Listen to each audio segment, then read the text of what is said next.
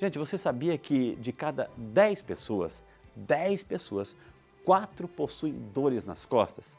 Esses números são de uma pesquisa realizada pelo Hospital das Clínicas de São Paulo em 2018. No Brasil, a dor nessa região do corpo é considerada a doença crônica mais comum. Isso significa que cerca de 36% dos brasileiros sofrem por consequência dessas dores e por isso mais de 116 mil brasileiros foram afastados de suas atividades no trabalho pelo mesmo motivo, segundo informações divulgadas pelo INSS. Quais são os seus hábitos e cuidados com a sua coluna? Para conversar sobre esse assunto e nos explicar quais são os problemas mais comuns desta parte do corpo, hoje está com a gente o Dr. Daniel Hidalgo, ele que é médico ortopedista, que aceitou o nosso convite e a gente vai acolhê-lo aqui nos estúdios do Saúde Fé. Doutor, bom dia, doutor. Bom dia. Bem-vindo mais uma vez, viu, doutor? Obrigado. Obrigado por sua fidelidade. O senhor Obrigado teve a outro vocês. dia aqui falando sobre artrite, artrose, Isso. e o senhor prometeu que viria falar sobre coluna, viu? Exatamente. Por isso que as pessoas já estão assim esperando as suas informações. Por favor, doutor. Vai ser um sente-se. prazer. Quando a gente fala de coluna, eu já aprendi algumas coisas, por exemplo, assim, cervical, torácica, lombar, enfim, né? Então são as partes das colunas. Quando a gente fala de nossa coluna, e aqui tem um molde aqui, né, que a gente vai poder falar, quais são as principais complicações, doutor? Vamos lá. Para a gente falar um pouquinho de coluna, inclusive das complicações, é interessante a gente saber como a nossa coluna é formada. É isso que eu ia pedir desculpa pela pergunta, então vou transformar a pergunta, já vou falar das complicações, mas qual é a principal função da nossa coluna? Vamos lá. A coluna é um órgão que é o principal estabilizador do corpo, ele suporta o nosso corpo, né?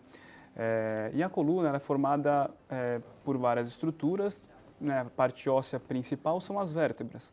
A gente tem 33 vértebras na coluna, tá? Essas vértebras elas são divididas, como o senhor mesmo falou, em regiões.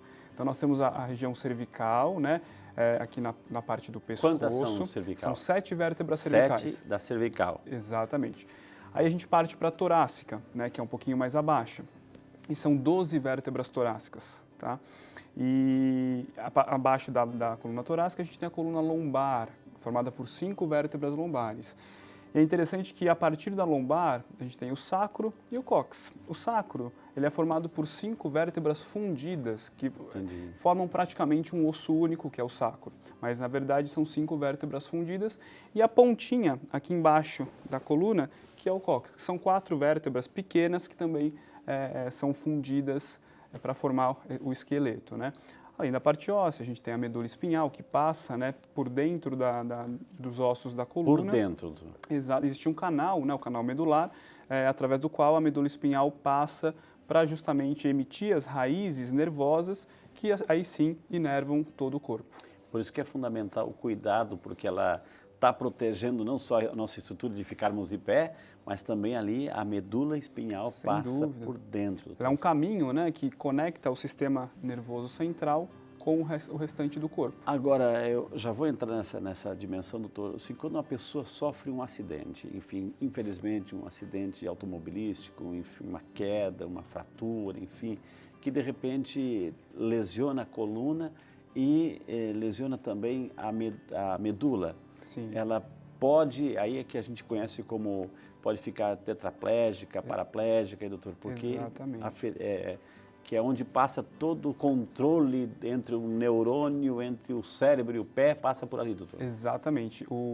Essas lesões traumáticas são extremamente graves, né? São lesões que além geralmente tem fratura ou luxação, inclusive de vértebras da coluna, que provocam lesões neurológicas, ou seja, que afetam ou a medula espinhal ou as raízes nervosas. Entendi. E aí sim, dependendo da altura, né, na nossa coluna que esse trauma acontece, pode causar uma eventual paraplegia ou tetraplegia, dependendo da altura. Tetraplegia, eu fico imaginando que são os 2 braços e 2 pernas. Exato, né? exato. Paraplegia é só uma parte do Exatamente, mundo, né? exatamente. Né? Ô, doutora, a gente está aqui sentadinho, bonitinho, dá uma na geral aqui. A gente está aqui, mas nem sempre a gente está aqui. A gente chega em casa, doutora, é comum que a gente vai aqui, fica assim escorado e vai escorregando, está na televisão, assim. Isso daqui é postura, doutor? E a gente senta errado, a gente tem uma postura equivocada? Hoje em dia isso é um problema epidêmico, um problema grave que está cada vez mais acontecendo, né? Até por conta dos nossos hábitos posturais no serviço, ou até mesmo em casa, né? Muita gente usa computador, acaba ficando em posturas não tão corretas por períodos prolongados, 8, 10, 12 horas por dia, e aí sai do computador, aí pega o celular, né? Aí pega o celular e fica com uma postura aí também... vai ficando encurvado. Exatamente. Aí larga o celular, vai dirigir. E aí fica também em posturas por muitas horas que talvez não sejam as melhores para a nossa coluna. Então a gente... Por que dói tanto, doutor? A gente fica na posição correta, parece que dói mais do que a gente fica relaxado, doutor. Na maioria das vezes, esse tipo de incômodo acontece por um desequilíbrio muscular, tá? Então a gente acaba não tendo o fortalecimento muscular adequado. Isso geralmente acomete a nossa cintura escapular, né, a parte dos ombros e a região de trás aqui entre as escápulas, e também a parte lombar. Esse desequilíbrio muscular, associado à sobrecarga, provoca o que a gente chama de síndrome miofaciais, Entendi. que são as dores nas costas, né, que popularmente a gente fala. Claro, o assunto aqui não é RPG, no sentido assim, de postura, enfim, mas como deveria ser assim, a pessoa que usa muito a cadeira, tanto no computador como em casa, como deveria ser um sentar-se corretamente, doutor? É difícil a gente conseguir fazer esse tipo de orientação exata, mas claro que o ideal seria nós afastarmos um pouco, né, o nosso tórax para manter uma posição mais ereta e se a gente estiver, por exemplo, utilizando o computador, assistindo uma televisão, deixar isso um pouco mais próximo do nível dos nossos olhos, exato, porque aí você impede, você diminui, né, essa flexão do pescoço. Tem muitos estudos que mostram que quanto mais flexionado fica o pescoço, maior é a sobrecarga sobre a parte muscular e ligamentar, principalmente da região cervical. Tá? O sentar-se, os pés, assim cruzar, eu posso sentar e cruzar os pés, as pernas? Enfim? Os pés, de preferência, devem ficar sempre apoiados. Né? Quando a gente senta em cadeiras um pouco mais altas, que os nossos pés ficam sem apoio, além da sobrecarga nas costas, a gente pode ter sobrecarga nos joelhos, nos quadris, na musculatura da coxa. Então é uma coisa que também a gente tem que ficar atento. E afeta diretamente a nossa coluna, né, doutor? Sem dúvida. Agora, então, quais são as principais complicações de uma coluna? Vamos lá. A gente tem a questão traumática, como o senhor mencionou há pouco, e temos, por exemplo, problemas associados às curvaturas da coluna.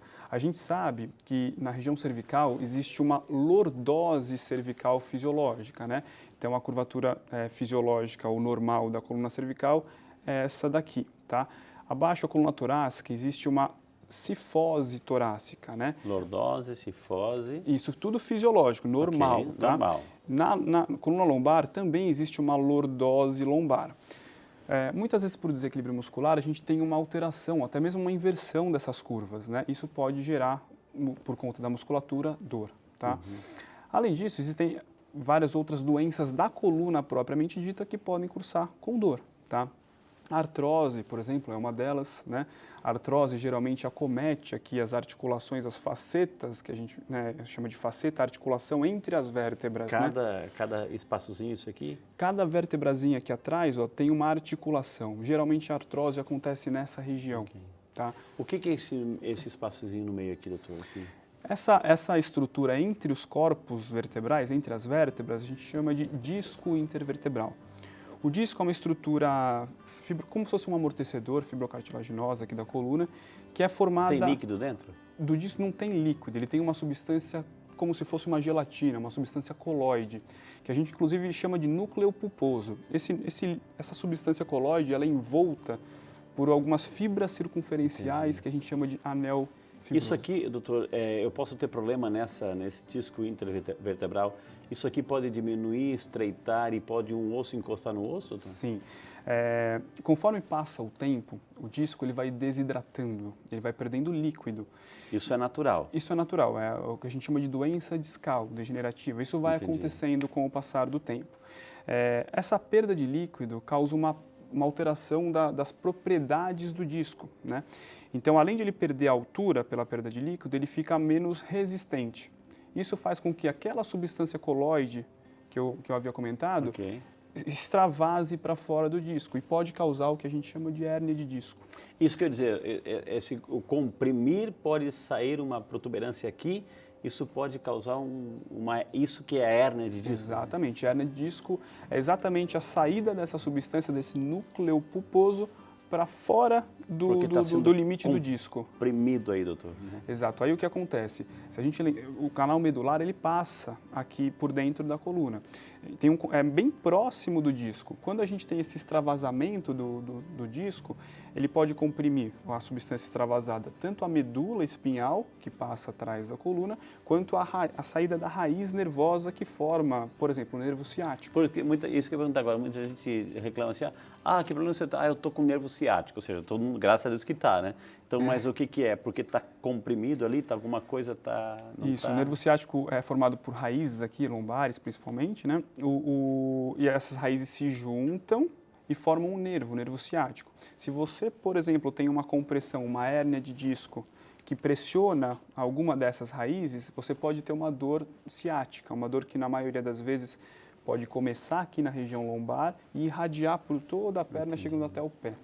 Ô, doutor, e o que é essa, é claro que é a título de ilustração, né? Sim. Essa parte vermelhinha que está aqui, os câmeras podem dar um close aqui, essa parte vermelhinha, isso aqui é uma hérnia de disco? Isso é uma ilustração de uma hérnia de disco, seria aquele conteúdo interno do disco extravasado e comprimindo uma das raízes nervosas. Esse tipo de situação é aquela que geraria uma dor, por exemplo, ciática, né, que irradia para o membro inferior. Entendi. E na maioria das vezes, esse tipo de quadro, ele cursa com outras alterações, que são até um pouco mais importantes. Por exemplo, dormência de determinadas regiões dos membros inferiores, perda de força da musculatura se o quadro for mais grave. Isso que a gente tem que ficar bem atento quando avalia um paciente com esse tipo de sintoma. Tem situações, doutor, de repente a gente está sentado lá, nossa, a gente vai levantar, adormeceu uma perna, enfim, a pessoa não sente e tem que esperar um pouquinho para voltar a ter a sensibilidade. É algo nesse sentido ou não? Mais ou menos. Geralmente o que acontece é que quando a gente senta, por exemplo, o nervo ciático ele pode ficar comprimido, né, entre a musculatura da região, principalmente da região glútea aqui, através da qual ele passa. Essa compressão gera uma diminuição do fluxo sanguíneo para o nervo. Isso pode gerar essa sensação de formigamento. Exato. É interessante a associação que pode ser feita. É igual quando a gente bate o cotovelo aqui nessa região. Exato, dá um choque. Dá um choque, exato. A sensação é a mesma. E nisso tudo aí a gente já entendeu o que é uma hérnia de disco, que é esses intervertebral, e um bico de papagaio. O que é, doutor? O bico de papagaio é um sinal de artrose, né? A artrose é uma doença degenerativa também, que começa na cartilagem da articulação e vai causando outras alterações ao longo da vida, né? Incluindo o bico de papagaio. O bico de papagaio não está demonstrado aqui nesse modelo, mas ela é uma proeminência óssea, tá? Que na maioria das já vezes... é da vértebra. Da vértebra mesmo. Acontece aqui na parte da frente da vértebra, né? Então aqui nessa imagem, essa região é a parte de trás do nosso corpo e aqui é a parte da frente. As nossas costas. Doutor. As nossas costas estariam aqui. Aqui está de frente. Eu estou vendo a pessoa de frente. Isso, aqui. como se o modelo aqui estivesse olhando para lá. Ok. Tá? E aí o bico de papagaio é uma proeminência óssea, geralmente formada aqui nessas regiões aqui das vértebras, né? Dos corpos vertebrais. Só para diferenciar, então, hérnia de disco é nessas regiões intervertebrais. Exato. E bico de papagaio no próprio osso, exatamente. Né? É uma formação óssea em mas excesso. O que é calcificada? O que é isso? É uma calcificação. Geralmente ela acontece porque com a artrose você tem uma certa instabilidade da região. Porque a artrose também acomete a parte ligamentar, além da cartilagem, e é como se fosse uma tentativa do corpo de estabilizar. Então ele produz um pouco mais de osso, ele calcifica a região para tentar estabilizar. Doutor, a gente vê também situações de pessoas assim com uma certa idade, e a gente tem que fazer essa pergunta assim, tem um filme muito famoso, O Corcunda de Notre Dame, que é um filme famoso, enfim, mas muitas pessoas que estavam normal e de repente começam a se encurvar e não conseguem mais aquela posição anterior, né, da coluna ereta, enfim, e daí? O que está acontecendo com essas pessoas? Com o passar do tempo, com a idade, a gente perde densidade óssea, né? As nossas vértebras ficam mais fracas, né? A qualidade óssea diminui. Então, o que a gente percebe nos pacientes, principalmente mais idosos, é que a gente, na vértebra aqui, começa a ver um encunhamento. Ela fica, em vez de ficar retangular assim, ela fica um pouco mais triangular. Isso causa um aumento daquela curvatura da cifose torácica. Entendi. E aí a pessoa fica com uma hipercifose, por exemplo. Tá? Doutor, e aquelas pessoas que a gente vê aí nas competições, que parece que são feitas de borracha, né? Que tem essa capacidade de se entortar tudo, né? Amanhã isso é um dom, etc. Mas amanhã depois pode ter algum problema na coluna, doutor? Pode haver. Muitos dessas pessoas, esses ginastas, inclusive, eles têm um quadro de hiperfrouxidão ligamentar, né? Que é realmente uma elasticidade. Exato, mais acentuada, né? Claro que isso associado ao impacto, por exemplo, ginastas, ele pode sim ter, por exemplo, uma artrose mais precoce da coluna ou de outras articulações que suportam o peso do corpo. Está muito em moda, doutor, assim, isso também entrou no Brasil, porque também essas coisas entram aqui e a gente aceita, enfim. Muito em moda essas lutas, essas competições, MMA, UFC, de combate mesmo, de vale tudo, chute e pancadaria para todo lado. E a gente vê que tem muito chute nas costas, enfim, isso está amassando alguma coisa, está prejudicando, está lesionando? Sem dúvida. A coluna é uma estrutura que também sofre, né, por conta não só de lutas, mas o esporte em geral, né? E nós pegamos várias lesões traumáticas de coluna decorrentes de lutas, artes marciais, o MMA, como o senhor citou, e a gente tem que tomar bastante cuidado porque, como nós citamos anteriormente, pela coluna passam os nervos. O senhor é médico ortopedista, portanto, conhece cada detalhe. E aí, de repente, eu vou lá na esquina da minha casa, tem, sei lá, um outro profissional que faz um alongamento nas costas, pega lá a pessoa e instala tudo, enfim. Tem até o nome, enfim, mas por respeito a gente... Então, essas técnicas, quando eu apelo para essas técnicas... A gente tem que tomar só um pouco de cuidado com isso, né? Porque a gente geralmente recorre a esses profissionais quando está sentindo dor, né? E dependendo de como é feita a manipulação, você pode até piorar o quadro. Se a gente pensa, né, que tem um local inflamado, de repente, por isso que você está sentindo a dor, e você manipula aquele local de forma inadequada, isso pode sim gerar até uma piora do quadro. Entendi. Hoje estamos falando, minha gente, sobre coluna, né? Coluna com o nosso médico ortopedista, doutor Daniel Hidalgo, então, que aceitou nosso convite aqui brilhantemente, está nos respondendo tudo. Eu quero convidar o doutor Daniel para vir até aqui. Temos também as nossas redes sociais, as pessoas estão interessadas, como essa pergunta que a gente vai soltar aqui. O Kleber Ribeiro, que ele é de São Paulo, capital. Obrigado, Kleber. Bom dia para você também, que Deus te abençoe. Para aqueles que têm os aparelhos telefônicos como instrumento de trabalho, como diminuir o efeito do Text-Neck, né? sem abrir mão de tempo no dia para o uso do celular, doutor? Bom dia, Kleber. Antes a gente pode explicar o que é o Text-Neck, que é um termo em inglês usado quando a gente se refere na dor cervical, dor do pescoço, relacionado ao uso do smartphone, do celular. Que é aquele movimento, doutor, que você está assim, A gente sabe que esse movimento sobrecarrega demais a coluna e quanto mais flexionado o pescoço, exato, como é possível observar na imagem, quanto mais flexionado o pescoço está, maior é a sobrecarga. E é justamente a posição que a gente fica enquanto usa o celular. Então, com o passar do tempo, isso está... É difícil Estamos criando uma nova cultura. Exatamente. O que a gente tem recomendado para os pacientes é tentar, é difícil, mas tentar apoiar um pouco o braço e elevar um pouco a altura do smartphone para evitar essa hiperflexão do pescoço. Dessa forma, você diminuiria um pouco a sobrecarga cervical e, consequentemente, as dores. Mas é uma situação difícil, porque não é anatômico, né, a gente ficar nessa posição. Estamos criando uma nova cultura, infelizmente, assim, de culturas de pessoas que estão já ficando nesse vício, enfim. Mas a Keila Oliveira, bom dia, Keila, ela que é do Rio de Janeiro, obrigado pela participação, Keila. Tem uma dúvida, após operar uma hérnia de disco lombar, ela pode voltar? Muito obrigado, nossa amiga Keila, doutor. Excelente pergunta, Keila. Sim, ela pode retornar. Não é frequente. Hérnia de disco pode retornar no mesmo local ou pode... Sim, as duas coisas podem acontecer. Tá? Não é frequente, tá? Não é uma coisa muito recorrente, mas sim, é possível o retorno da hérnia. Tá? Okay. Então, não sei se ela foi submetida à cirurgia ou não, mas se ela tiver sido... É importante que faça o acompanhamento médico e se tiver tendo alguma queixa que remeta, né, à dor que ela tinha antes da cirurgia, também é muito importante que procure. O senhor já foi em Uberlândia? Nunca estive em Não. Uberlândia. Mas nós estamos lá em Uberlândia, Minas Gerais, sabe quem, doutor? Na casa da nossa amiga, dona Odete Cristina. Dona Odete, um beijo no seu coração. Muito obrigado por estar conosco, viu? Bom dia, Frei Rinaldo. Bom dia, doutor. Bom dia para você, Odete. Estresse, mau humor e preocupação influenciam na dor na coluna, doutor? Vamos lá, bom dia, Odete. Sim, influenciam. Quando a gente está sob o estresse, humor alterado, a nossa musculatura também sente. A nossa musculatura fica mais contraída e isso tem relação, sim. Muitos estudos mostram que o estresse contínuo tem relação com dores musculares de forma geral.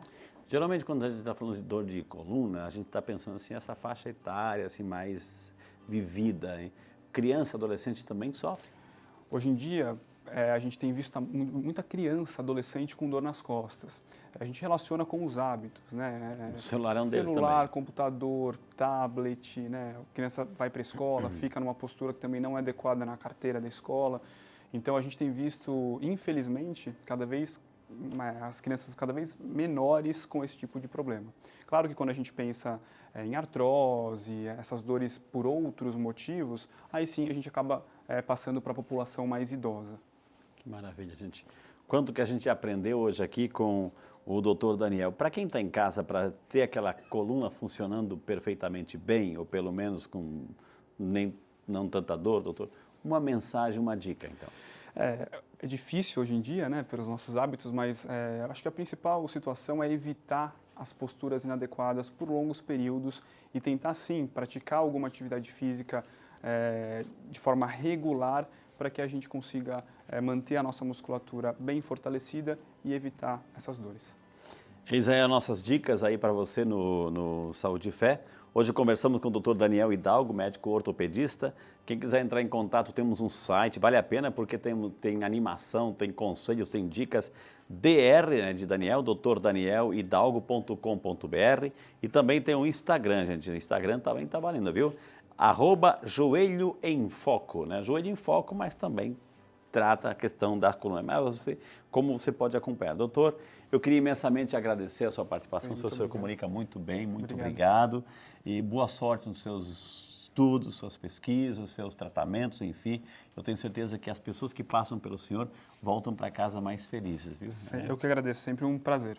Muito obrigado. Entrando em contato, tá no time? Tá, sem dúvida. Obrigado. Sem doutor. dúvida. Que Deus abençoe, viu? Obrigado, que Deus amém. abençoe, viu?